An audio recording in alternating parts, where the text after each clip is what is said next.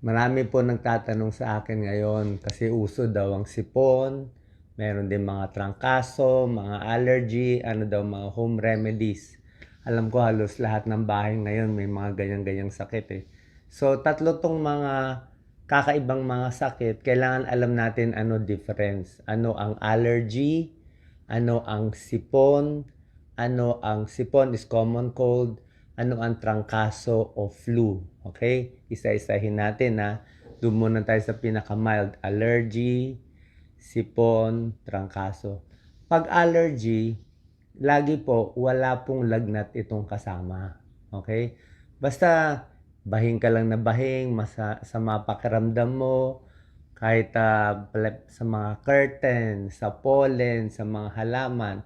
Tsaka itong allergy, matagal yan. Aabot yan ng 1 buwan, 2 buwan, may allergy. Tsaka talagang may history yan. Yung mata mo, namumula. Ako may allergy. Namumula.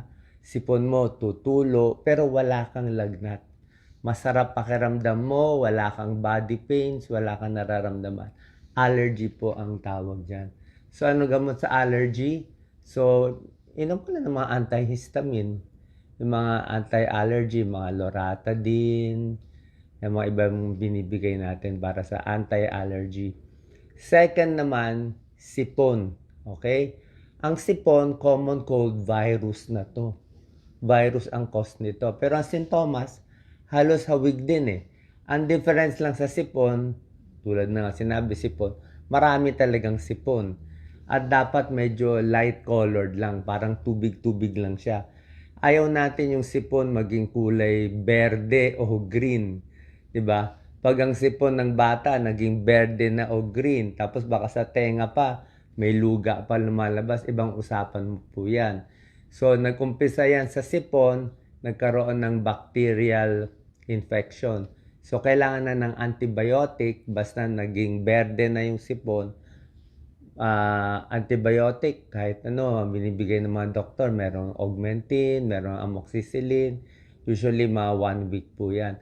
Pero sa ordinary na sipon, na light colored lang, common cold, dahil sa virus, hindi na po ginagamot to talaga. Kusa na lang gumagaling.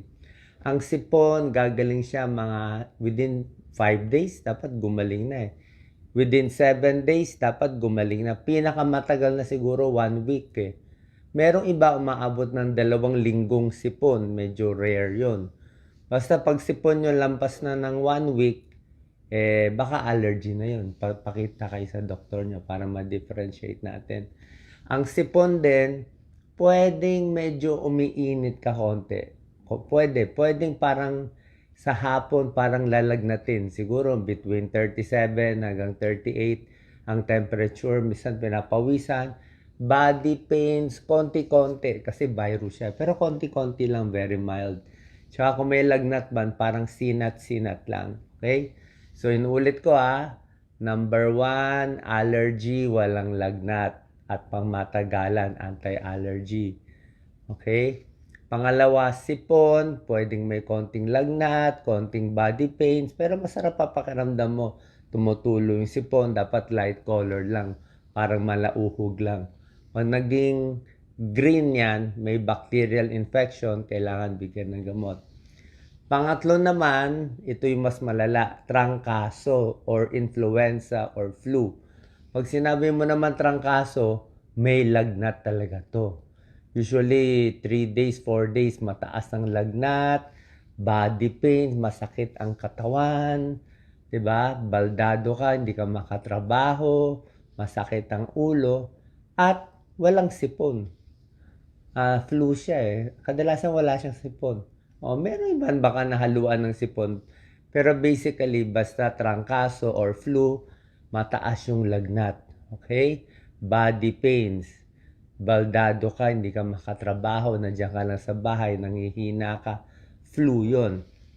Ngayon, ang issue natin dito sa flu, kailangan ba ng antibiotic or hindi? Okay? Kung babasahin mo ang libro, syempre sasabihin, huwag mag-antibiotic kasi kung mag-antibiotic, pwede magkaroon ng resistance. Ibig sabihin, karamihan naman ng flu ay dahil sa virus. So, no need ang antibiotic. Pero in practice, depende rin kasi Let's say yung trangkaso mo matagal na. Let's say yung trangkaso mo may kasamang tonsillitis. O, pag yung tonsil namamaga, kailangan mo na ng antibiotic. Baka mamaya, yung ubo mo, di ba? May kasamang ubo ang trangkaso. Tingnan mo rin yung plema. Kung medyo yellow o yellow-green na, isip natin baka baka may bacterial infection na, binibigyan rin ng antibiotic. Isa pa, kung matanda, elderly, di ba? May mga sakit.